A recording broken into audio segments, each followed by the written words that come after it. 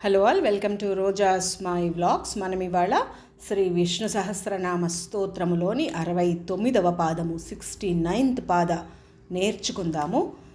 కాలనేమినిః వీరః శౌరిః శూరజనేశ్వరః త్రిలోకాత్మా త్రిలోకేశః కేశవః కేశిః హరిః.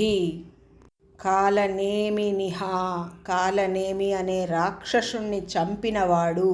హు killed Kalanemi అన్నమాట, లేదా కాలచక్రాన్ని చక్కగా వర్తింపజేసేవాడు కాబట్టి కాలనేమినిః అని అంటారు. వీరః, వీరుడు, పరాక్రమవంతుడు అన్నమాట, విక్రమము కలవాడు.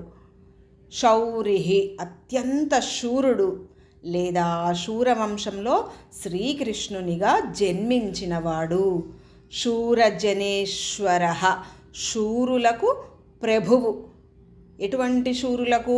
ఇంద్రుడు, హనుమంతుడు, విభీషణుడు, భీష్ముడు, అర్జునుడు మొదలైన మహావీరులందరికీ కూడా ఆయనే ప్రభువు. అందుకని శూరజనేశ్వరః అని అంటారు. త్రిలోకాత్మ, త్రిలోకములు అంటే 3 లోకములు కదా, ముల్లోకాలు. ఆత్మ, అంతర్యామి రూపములో ముల్లోకాలకు ఆత్మ అయి ఉన్నాడు, లేదా 3 లోకాలు ఆయన కన్నా వేరు కావు, ఆయనే కదా అంతాను. అందుకని త్రిలోకాత్మ అని అంటారు. త్రిలోకేశః, త్రిలోకాలను శాసించేవాడు. ఆయన ఆజ్ఞానుసారము, ఆయన మార్గదర్శకత్వంలోనే త్రిలోకాలన్నీ కూడా ఉన్నాయన్నమాట. త్రిలోకాలను శాసిస్తాడు కాబట్టి త్రిలోకేశః అని అంటారు.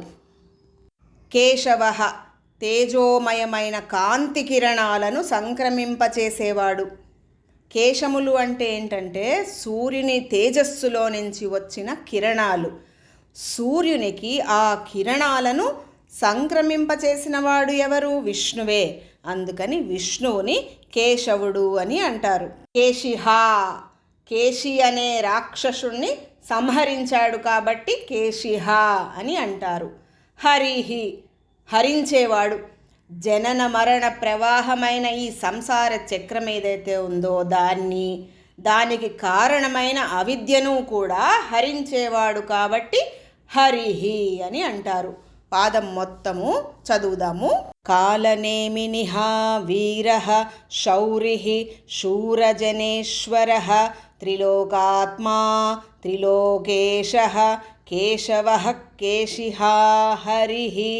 ఈ పాదాన్ని జ్యేష్ఠా నక్షత్రం 1వ పాదంలో పుట్టినవారు రోజు చదువుకుంటే మంచిది. రేపు 70వ పాదము నేర్చుకుందాము. Thank you for watching.